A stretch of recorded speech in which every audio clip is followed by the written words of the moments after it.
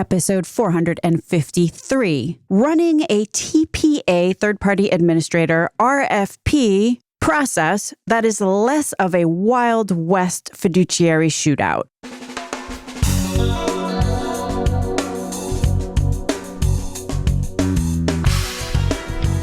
American healthcare entrepreneurs and executives you want to know. Talking.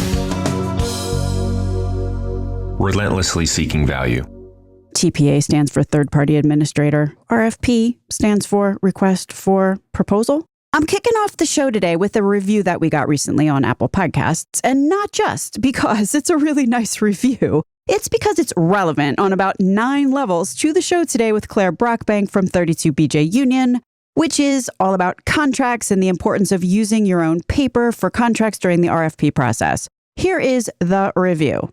I'm the CEO. This is the review talking. I am the CEO of a large senior living company who has always geeked out on Medicare payment innovation, but was bored and disengaged from our own health insurance spend on a self-funded plan. It wasn't until I listened to several episodes of Relentless Health Value that were focused towards C-suite audiences that I began to understand that population health and the triple aim should be viewed in all aspects of insurance and health coverage. I have since consumed the show frequently while driving my health insurance brokers crazy with questions and accountability. The show has not only given me the knowledge that has created confidence in guiding our strategy, but has given me the actual tools to be able to make impactful change. I have reached out to several experts, interviewed to utilize their services and ideas, and have been able to use the CAA, Consolidated Appropriations Act, details to get transparency from my vendors.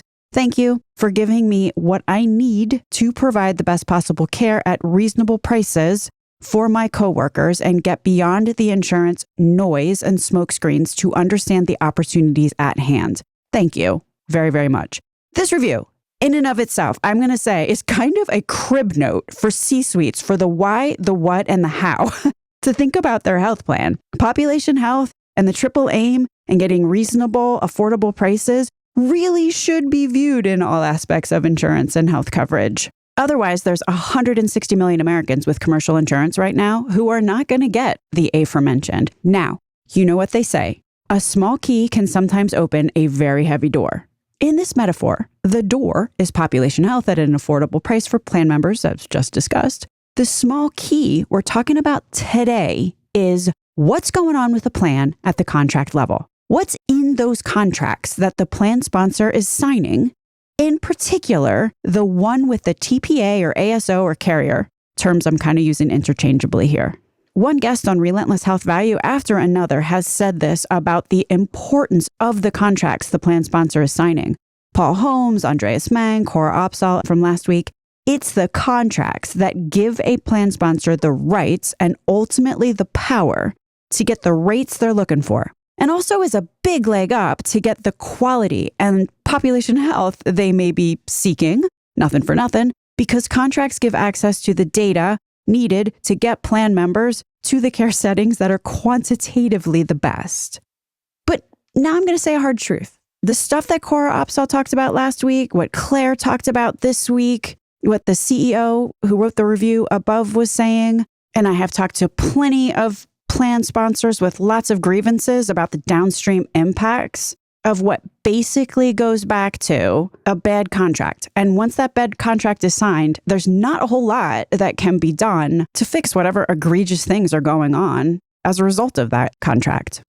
But one example, and Cora and Claire talked about this, it's about how allowing upside down payments, for example, that are in a lot of ASO contracts, this allowing of upside down payments. I mean, it turns out that 32BJ spent, I think, $10 million paying more than the bill was for 1 year. If somebody signs that contract as handed to them by the carrier, then the plan is now contractually obligating themselves to pay more than the price the clinical practice was charging.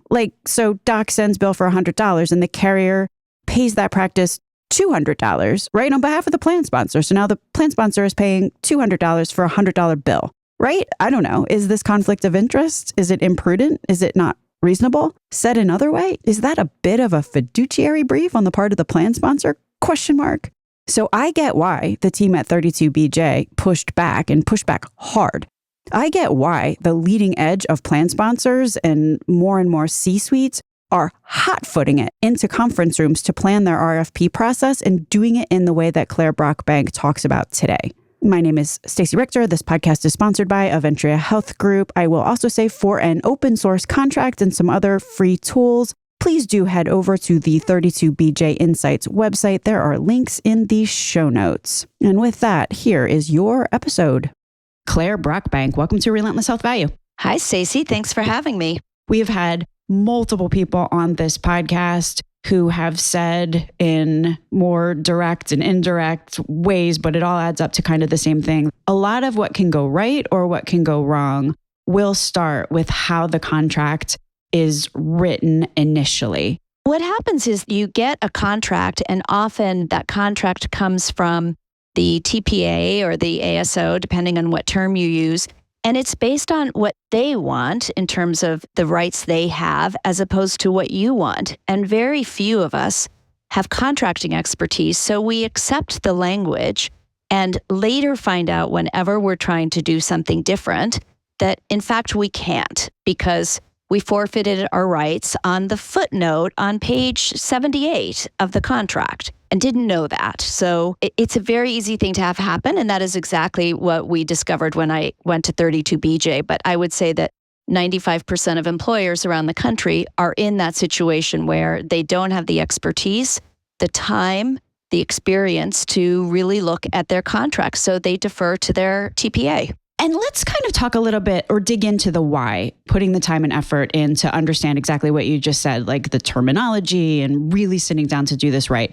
So if I don't, maybe let's take the negative case example. If I don't do the contracting right, what happens? So what happens is that you tie one hand behind your back with respect to being able to innovate. You'll find out down the road that perhaps you have no ability to exit a program that your vendor offers, even if you find a better alternative.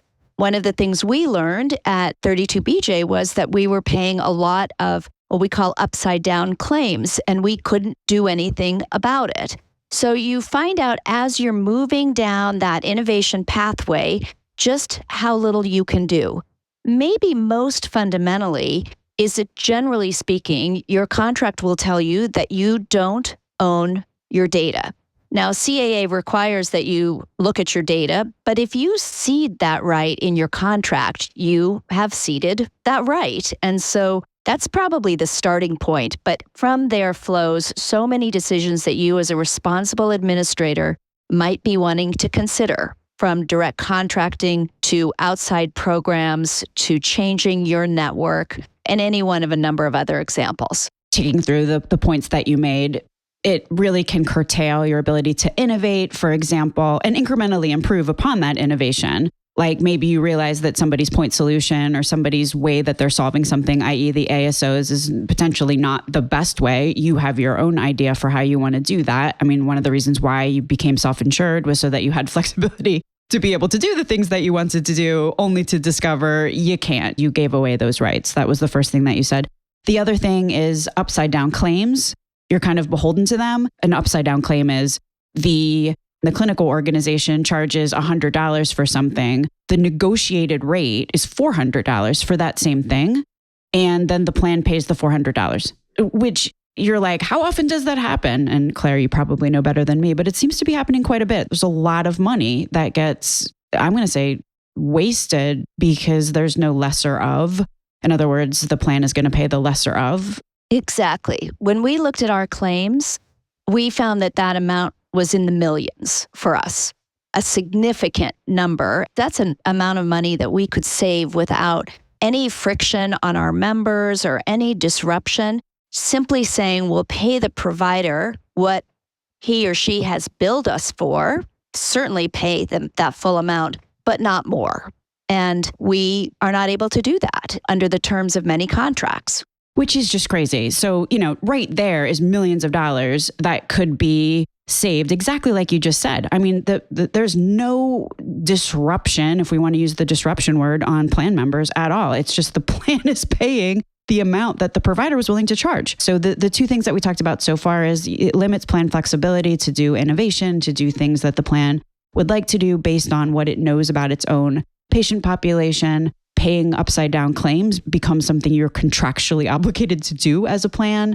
There's issues with the data, like what do you own, what don't you own? It's constantly a conversation that shouldn't, like how much time can we waste having conversations about data that you're supposed to own, just like flat out. You might want to do some direct contracting that you're unable to do. The whole network, you're beholden to third-party contracts, and Cora Opsahl was on the podcast from 32BJ earlier talking about just the issues that can crop up there. If we were just kind of going to quantify how much could potentially be saved by doing contracting right, do you have any assessments? We tried to quantify that just with a few key items. Some of the things we haven't talked about include some of the itemized bill reviews and claim savings, some of the payment integrity that Justin Leader on your show has spoken about.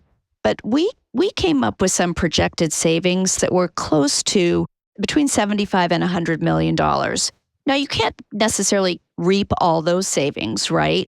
But it's real money. It's very, very real money. And as an example, for some context on that, we saved about $30 million, eliminating New York Presbyterian from our network.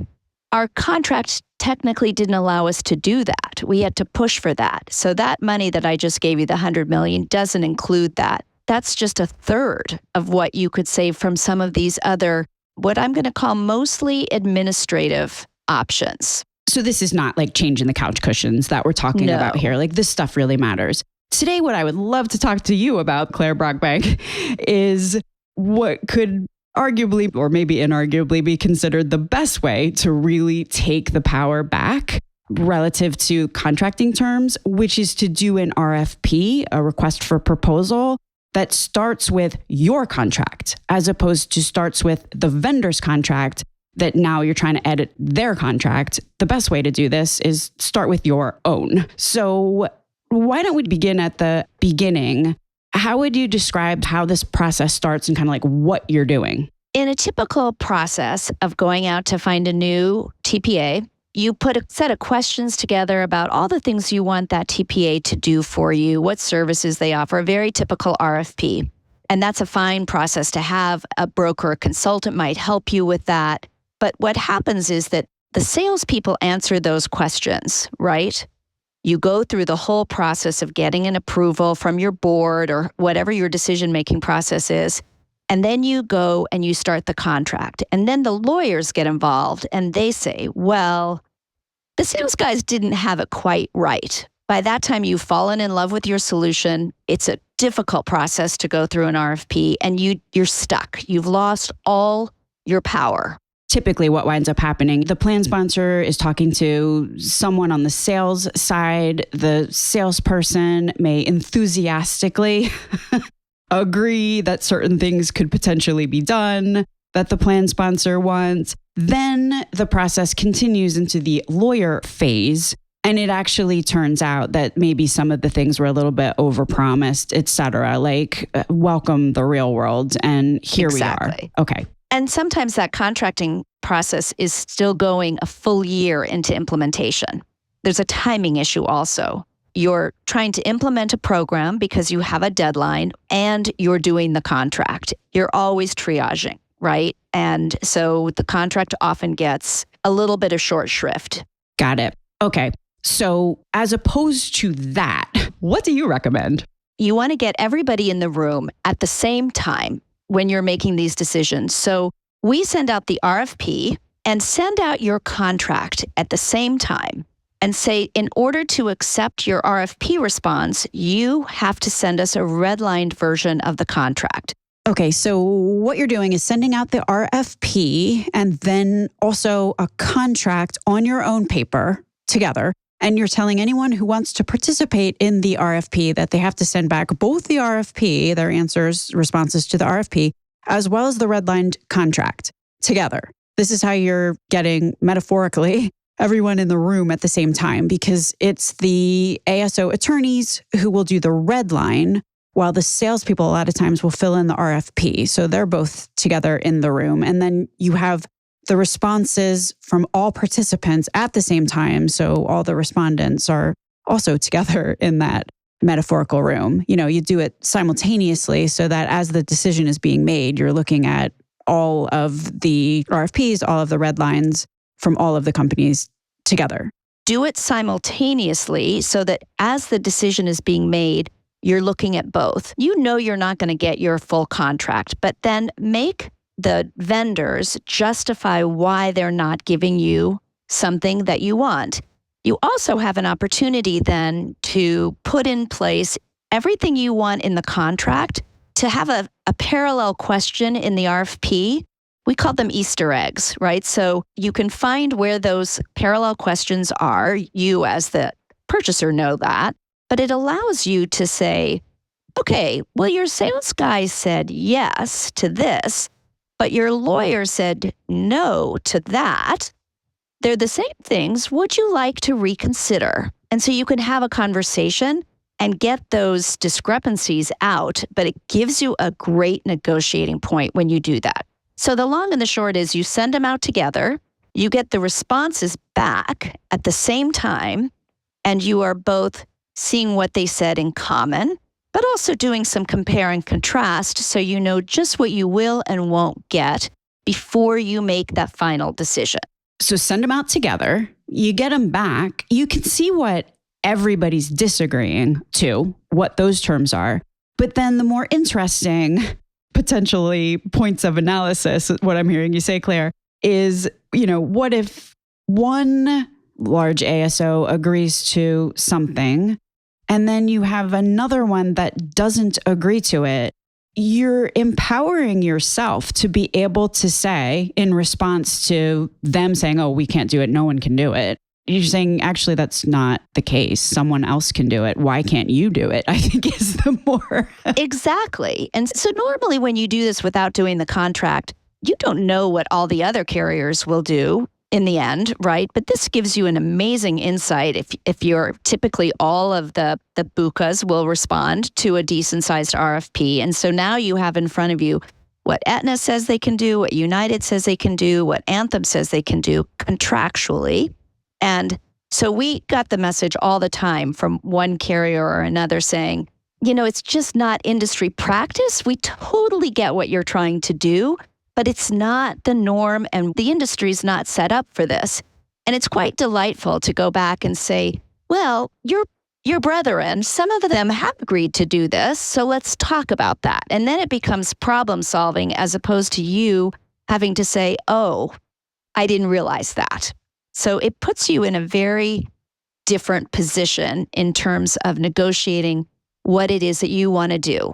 I can really see that this helps flatten the asymmetrical information that typically exists. Because in normal circumstances, that is sufficient for an ASO to tell any given employer, like that given employer has done one contract every however long the ASO term is, right? With a limited number of carriers. And so basically, if the carrier says, oh, no one does that, the employer is in kind of a bad spot to do anything but say, okay. Exactly. But if you're getting all of this information simultaneously, then to a certain extent, the employer has as much or more information. Well, I would never say that because it's always asymmetrical, but has a leg to stand on. They have some amount of information where they can say, no, actually, that's not true. You probably got some interesting responses because I can imagine that most who work at an ASO have never heard someone say that before. Absolutely. And they would say, well, who says that? Is that relevant? Or let's talk about whether you can do it. So, and they knew, of course, that we had responses from across the spectrum. It just changed the dynamic of the conversation pretty dramatically. Now, you did say something as we were talking. Most of even the largest carriers will respond to, using your words, even a decent sized RFP. Do recognize that we are talking about 32BJ here that has 200,000, I think, member lives. Do you have any thoughts on, I think if you're if you're some Bob's Soda in a small town or something, like you may not have quite the scale to get a large carrier to respond if you have your own contract. Or what are your thoughts relative to like how big you have to be, or if there's other factors in play relative to getting an ASO or a TPA to respond using your contract? That is a great question because, of course, we come from a position of privilege at BJ because of our size. But there's two different paths you can take. So the contract that we spent enormous amount of time and resources to develop, we'll make that available. And if you're Bob's Soda, if you're aware of it at least, you can say, well, you redlined this for other purchasers. Why can't you give us the red lines you did essentially for them, right? This was not a bizarre and unusual contract. So there's that. But plan B, of course, is always to use the resources you have at your disposal, but to be maybe go in with your eyes more wide open about a few key things that you want to tackle and pay attention to those. So you don't have to, boil the ocean, but every step you take forward is progress.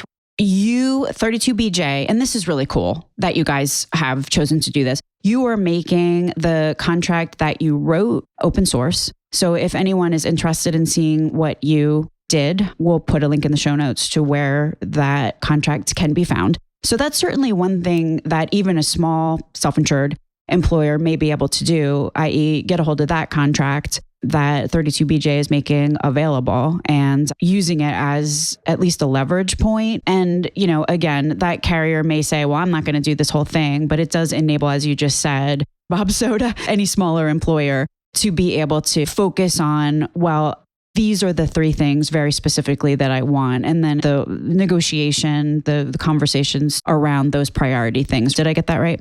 You did. Absolutely. I think there's one other thing, and that's be savvy about most employers use a broker or a consultant, and there's deep loyalty to those brokers and consultants. But ask the question of your broker. Ask for that 408B2, technical term, but ask for that disclosure. Probe deeply as to where else that broker consultant is getting money. Will they make a little extra because they've hit a bonus threshold if they place you with one TPA over another? Do they get commission streams for some of those ancillary services? Really probe on who they are accountable to and or beholden to.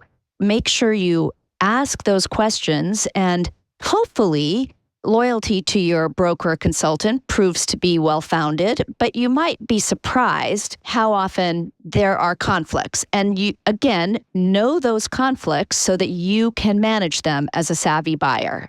Good advice. If I want to even defend some of the EBCs and brokers out there, some of them work for a company, like they don't even know sometimes what their company is doing. This is a whole can of worms and topic unto itself. There's a lot going on. Be really aware of it. And if you bring up the idea potentially of like doing something like this, and it's a bit of a litmus test if your EBC or broker tries to shut it down without much conversation, that probably tells you more than almost anything else. Exactly. If your broker starts to say, I call it the D word, disruption. If your broker starts to say that's going to be really disruptive and starts to scare you about how this might play out for your employees, that should be a red flag to you. That is just a magic word for anyone in the industry to say to put a halt on change. There's some quote, I'm going to butcher it. It's something like, listen to what they're telling you. They are telling you what's going on. Listen. There's just like a lot of factors here that I think that the self-insured employers who are really knowledgeable about what's going on are fully aware of. And certainly the benefit consultants, et cetera, who are listening to this show are even more aware of. So I'm a self-insured employer, or even I'm an employee benefit consultant. It is walking into a shark tank here. to start this process is really to throw hands. These are fighting words. Who can I rely on to help me? How do I ensure that I have the expertise on my side to be able to pull this off successfully? I think what you're trying to do, this is true of any change in healthcare, you're trying to stack the deck in your favor. And that's the best you can do. You talked about a level playing field and said, well, it's hard to imagine it ever being level. So first you're thinking about whether you're going to use your own contract or our open source contract. You've talked to your broker. Hopefully, just by saying you're paying attention, they're a little more attuned to it. And then think about your kitchen cabinet of people, if you will, that help you. And again, knowing their biases, so you're managing those biases. But to your earlier point, Stacey, you should have an attorney. The other thing that I think we underestimate is there are more employers and organizations starting to think about this than ever before. When I tried to do this 5 years ago, I couldn't. I felt like I was a lone voice in the wilderness. But now there are coalitions. There are groups like the National Alliance, Health Transformation Alliance, Purchasing Business Group on Health, who are all starting to pool their voices and find some sounding boards. Do some, have you seen this? What have you thought about that? Who responded really well? That kind of thing, right? It's using your network. And so that you have a few people helping you, coaching you, reminding you, and validating that it's what you're asking for is reasonable. So some of that is just finding some people, and they're out there. If you listen to your podcast, Stacey, you could jot down a dozen people right off the cuff that you could probably call and ask for help with. I love how you're saying put together your kitchen cabinet. Julie Selesnik, when she was on the show, also talked about this, in the context of a fiduciary committee. The whole idea being get the right people with the right expertise who know a lot about this, and maybe you can pull from the coalitions. For sure, listen to the show. I totally agree with you. There's a lot of very smart people who could add a lot of value into a formal or informal kind of board of advisors, if you will, or RFP board of advisors that can work together. So the two things can happen. Number one, that this can be done as efficiently as possible, but also number two, so that you have the support network and the sounding boards to maintain your confidence that you're going down a good path and that you are doing the right thing. Because if you're talking to people all day who are telling you you're nuts, you sort of need your own people who are patting you on the shoulder and keeping your confidence and your inspiration up to move forward.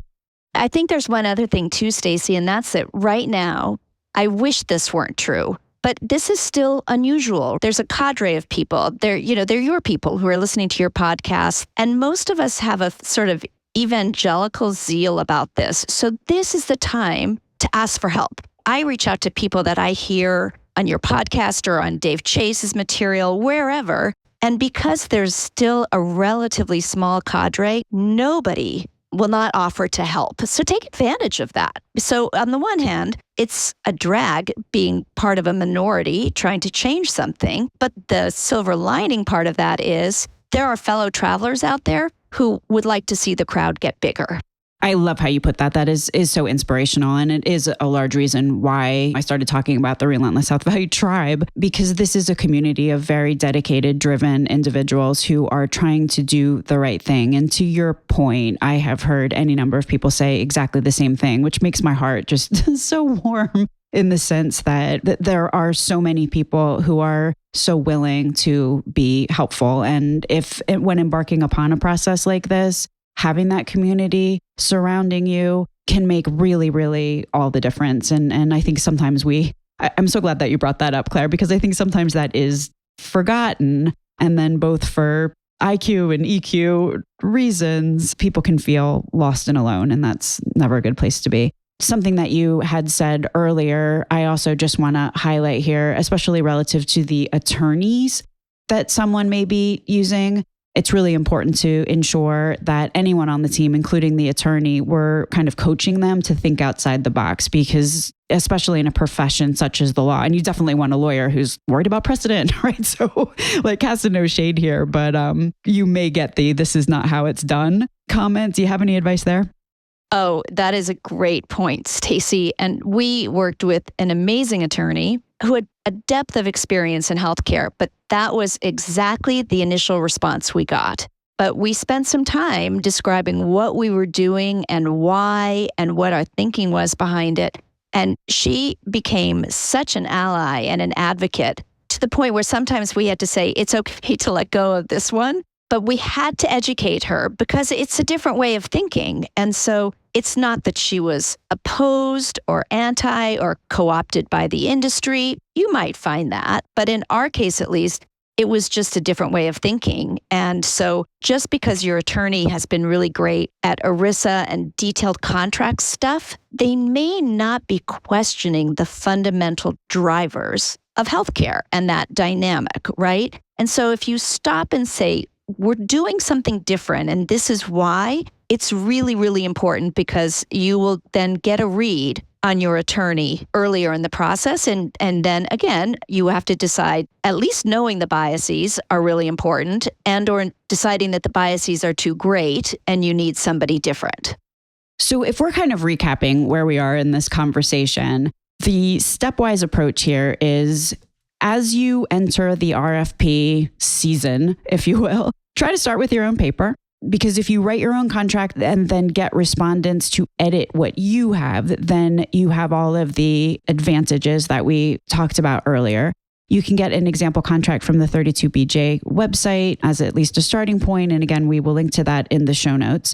From there, you definitely want to be assembling a kitchen cabinet to help you. And that could be formal, it could be informal. Right. It could be some variation of the Fiduciary committee or some kind of board of advisors that you have assembled to help you through this process. It also should probably include an attorney and probably some other job descriptions. And you're going to rely on them for IQ, but then also for inspiration and emotional support. In addition, you may be able to get help from coalitions and others. What does good look like? Right? Like, so say I am large or small and I actually go down this route. What do I consider, especially first time out? What is success? How does it appear? That is a great question. And my team always laughs at me because I'm always telling them, don't let perfect be the enemy of good. You won't get all of what you ask for. You may get a third of what you ask for. But I think some of your speakers have talked about each concession that is made to you as a purchaser is a step down the path. So be happy with a third of it if you want. You've sent the message to the vendor community that you are paying attention. This is an incremental process. You know, you are trying to change the dynamics of 20% of our economy. But what I would also really stress, it would be good for you to do because it'll help you measure your progress. We have maybe a dozen bullet points of things that we weren't getting, that our contract limited us to. And we sort of tracked what we ended up with. We did focus on what we didn't get, but we said, wow, we have full data ownership now. We have this, we have that. So celebrate your victories, but also know you just are only going to get a portion of them. But next time around, you'll get more. And because you got a portion of them, the next employer will get that one more easily, and they may get a new one. So just think of it as very, very incremental. I love how you said that. This is not going to be like, we're going to take the mountain in the next 5 days. This is more of it's a little bit of a slog. It's incremental. This year we get this. And it also is one of those tipping point kinds of things where if people around you, if other employers if everyone starts to ask for the same things, then it becomes easier for everybody. So it's kind of a bit of a common good thing. And I'm also thinking back here to what you said at the top of this conversation relative to like focus on the 3 things. So what it also enables you to do is really have a clear-eyed vision at the really important things that you want to focus on and pay attention there. So you may not get everything, but as long as you get some portion of your really important things, it actually could have an outsized impact on what you're trying to do with your plan. Claire Brockbank, is there anything I neglected to ask you that you think is important to add here? I think there's one other thing, and that's that as a strategy person and as the person who likes to commit to change, you get to that contract and you think, all right, what do we do next? But you can't stop there. So it's really important. You've gotten this change, right, in your purchasing relationship with your ASO, and you are going to have to keep holding their feet to the fire. You're going to have to keep setting in place the milestones where you're going to double check that in the contract you said you would do this. Are you doing it? Especially the things that maybe you had to dicker over, right? You have to police this. They are not going to, because they're not vested. Many of these things they don't particularly want to do. So it's really important to not stop just before the finish line, if you will. And I definitely hear you, because additionally, this might be something that carrier or ASO doesn't typically commit to. So trying to rely on their internal processes to make sure that your contract is adequately adjudicated as per the terms of the contract, you can see how that might be an issue. Even with the best of intentions. So they're committed to it, but you're right. It's that these are not typical processes. It gets turned over to the ops team. They didn't understand what was going on. So you have to engage in a partnership. You've picked a partner. It shouldn't be an adversarial relationship, but you've picked a partner and you've asked them to do something different. So keep them honest. And this is just part of purchasing discipline. It is kind of interesting when we have these conversations, because if the purchase was for anything else besides health benefits, it wouldn't be a question from like the purchasing team over at the employer that obviously if they sign a contract with someone, that it's their responsibility as the customer to make sure that the vendor is delivering on the agreed upon contract. Do you know what I'm saying? So like, I guess how I, in a way, would sum up the last point that you're making, which is a really good one, is that, the customer is part of ensuring that the agreed upon contract is fully delivered upon. Exactly. Claire Brockbank, where would you direct people to go for more information? And one of those links is going to be to the sample contract, but is there anywhere else that you would direct people? I would direct them to our 32BJ Health Insights website, where we have a number of tools for employers. You can reach out directly. And because, again, as a fellow traveler, you will always have time and attention from us. Claire Brockbank, thank you so much for being on Relentless Health Value today. Thank you, Stacey. This was so exciting. I'm such a fan. This is Sean Grimminger, President and CEO of the National Alliance of Healthcare Purchaser Coalitions. If you like this podcast, I strongly recommend subscribing and leaving a review.